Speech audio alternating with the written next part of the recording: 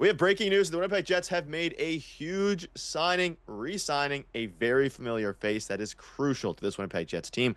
We're going to break down exactly what the contract is. It is a steal for the Jets. We're also going to break down some other updates ahead of what's going to be a crucial stretch of games following the NHL returning from the Four Nations face-off. But before we get into it, if you're a part of the percentage you aren't subscribed to the channel, this is the place to be for daily Jets content. And if you guys are enjoying the content, make sure to hit the subscribe button. Thank you guys for watching. And let's break it all down. Darius, there's a lot to go over today. Obviously, we know that the Winnipeg Jets are in a very interesting spot right now. They are atop the NHL. They have Connor Hellebuyck coming off of a very impressive Four Nations face-off run. But they broke, they made some headlines this morning, and they signed Namestnikov. They re-signed him or extended his contract, I guess, at 2 years, $3 million.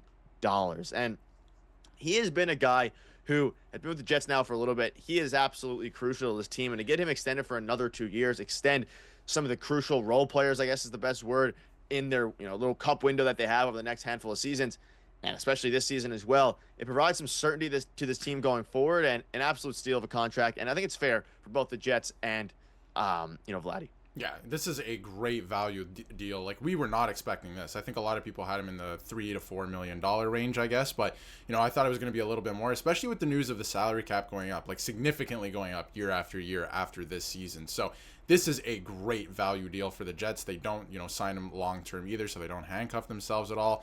And it's only $6 million over the course of 2 seasons for a guy who's been playing second-line center for you and playing second-line power play unit time. So, this is a guy who I've said on the channel, earlier this season, maybe not get rid of, but move him down the lineup, which I still think is a very real possibility if they go out and get like somebody like Brock Nelson, which we've talked about on the channel as well. But, he's been one of the most underrated players in the entire league. This Jets team has been rolling this season. He's been a big part of that at second line center. Now, Ehlers has found some chemistry with Adam Lowry before, obviously, Lowry went out with an injury, but Namestnikov has been great. So this is honestly a great value signing for the Winnipeg Jets at a pretty low cost, honestly. Yeah, very good. You can see this here. This tweet from the Stack Contracts Gosse had Namestnikov projected for a $2.5 million on a 2-year deal. This extension comes a bit higher than expected, but Namestnikov has played well this year in a very strong Jets team. You can look at some of his projected cap hit. It is a very, very fair deal for both sides, and 28 points so far this season in 51 games, about half a point per game player. And his value to this team, like you mentioned, whether he's playing the second line, third line, regardless of what he plays, the wing, center, he has done, and he was a pending UFA. So to get him locked in now for the next 2 years is going to be big. And you mentioned it doesn't, affect them too much financially going forward because it's only a, $3 million cap hit.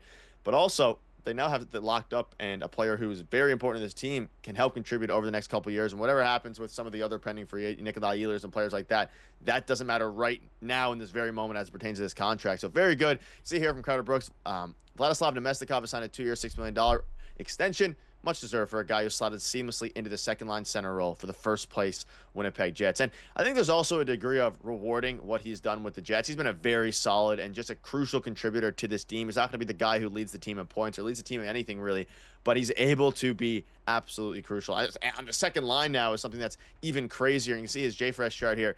Not the best advanced analytics, but he plays pretty good hockey at even strength, and that's what the Jets need. And he was coming off of a $1 million AAV, or $3 million over 3 years, contract, so at a $3 million AAV. Very interesting, and I think it's fairly solid, especially because he's 31 years old. It only takes him into his age 33 to 34 season. Yeah, exactly. You're not signing him till he's 36, right? Like, at 33, if you want to move on, you can. So again, you're not handcuffed in any way.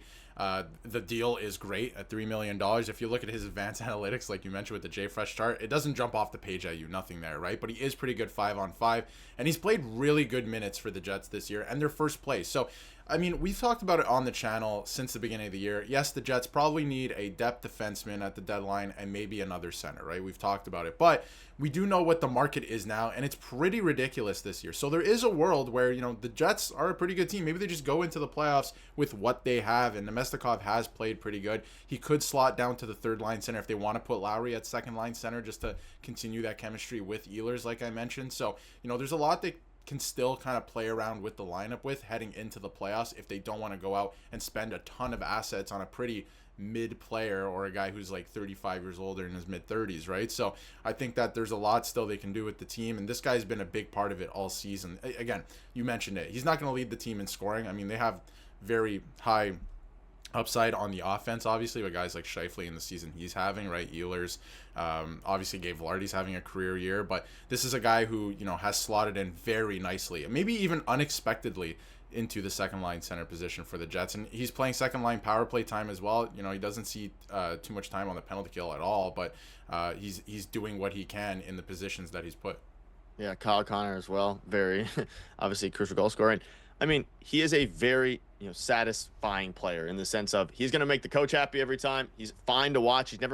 He's rarely going to turn over the puck a ton. Is he going to score a ton of goals? No. He's about as responsible as it comes. And for cup teams like the Winnipeg Jets and a bunch of other teams, like I can guarantee you if he hit the unrestricted free agent market, there would be probably 25 other teams who'd be willing to give him a 2-year, $3 million extension. So to get it locked up midway through the season and also to give him some security as this final stretch of hockey comes into play as the Winnipeg Jets hopefully go for they're trying to obviously go for a deep playoff run. You see this here in Namestnikov.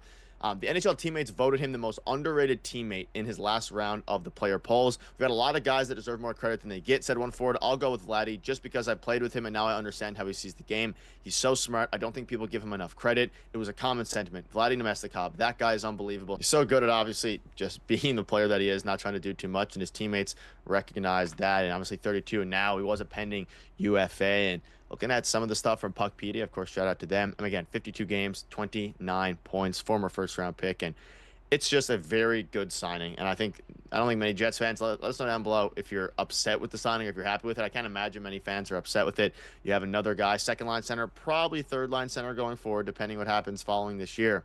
But regardless, he is a phenomenal player for what he does with this Winnipeg Jets team, especially, it's a perfect fit with the Jets paired alongside all the goal scorers that you mentioned. I can't imagine a much better scenario for him, and he's on pace to tie his career high in points, so it's going to be interesting. Yeah, he's another guy on this team this year that is probably going to smash his career high in points, right? We just mentioned Gabe Vilardi, so Dylan Sandberg's having a great year. We haven't mentioned him in this video yet, but he's another guy that is probably going to smash his career high in points. And he was going to be a UFA, and like you mentioned, I thought that was a great point that there's probably 25, 30 other teams that would scoop him up on this deal. It's a great value deal for the team, and he doesn't jump off the page at you in terms of stats, like you mentioned. He's not even close to being a point a game player, but he plays a role for the team, and he plays really good minutes there on the second line, and he's pretty underrated, I think, defensively, like a decent two-way player. So he's kind of seemingly come out of nowhere, I think, to a degree for Jets fans, but at the same time, I think, like you mentioned as well, I can't imagine any Jets fans are upset with this deal. This makes sense. The market for players at this year's trade deadline is insane. So to get him locked up, to make sure he's here for the next 2 years, I think that's a good thing. And if they really want to go out and get like an actual second line center, if you want to put it that way, they can this offseason as well. But I do still think something's going to happen at the deadline. They're definitely going to add something. We don't know exactly what it is. It's either defense or a center, so it's going to be interesting to see what Kevin has up his sleeve. Yeah, a lot of cap space for them, and going to be exciting to see what he will continue to bring for the team, what Kevin Cheveldayoff has in order and has in store for this trade deadline. But that'll wrap it up. Let us know below your thoughts. Thank you guys for watching.